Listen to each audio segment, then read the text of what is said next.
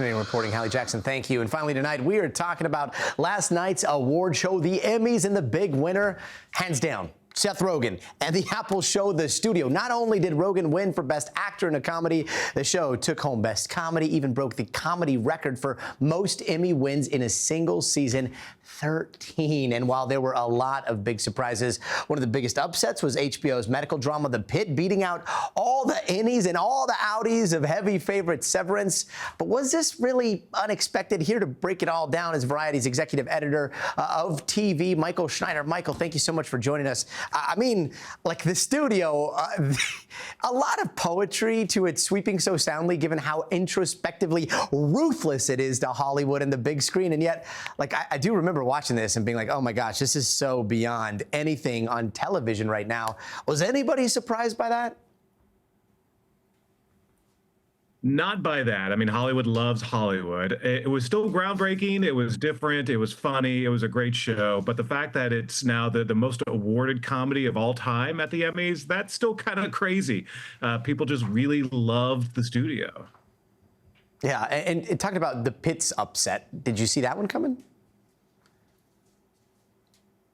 So the Pit one was a little more expected. I mean, they both were expected, but in recent weeks, I've been talking to a lot of people in Hollywood, and everyone wants to talk about the Pit, about how great that show was, how it's also got a couple of themes that are resonating right now in Hollywood. It's shot in Los Angeles, and that's a big deal right now in an industry where a lot of production is leaving town. That was huge, and it's also a show that sort of harkens back to the glory days of network television. It's a show that's on streaming, but it feels like a good old-fashioned broadcast show, 15 episodes. It's planned to be on every single year. And I think people just really, really resonated with folks in terms of just that feel-good feeling of this show.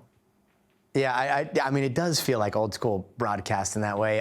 Michael, like Nate Bargatze putting up that ticker to keep acceptance speeches to time. Like, is that comedic genius, or was it harshing the buzz a little bit? Yeah, I don't know if it played as well as they were hoping. It probably a little bit would have gone a long way, but the fact that they kept leaning so much on the bit, I think it got old after a while. And honestly, everyone sort of knew from the beginning, well, they're not going to leave these kids empty-handed, that Nate and CBS were going to contribute some money, and they did. So ultimately, yeah, it was probably a little too much. I wanted to see more Nate Bargatze stand-up. I was kind of surprised that we didn't get more of that on the show. Same. And before we let you go, like the Bear, I do want to talk about the Bear.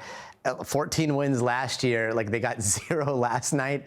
Also, like, why is it still a comedy? Like, should they switch categories or what here?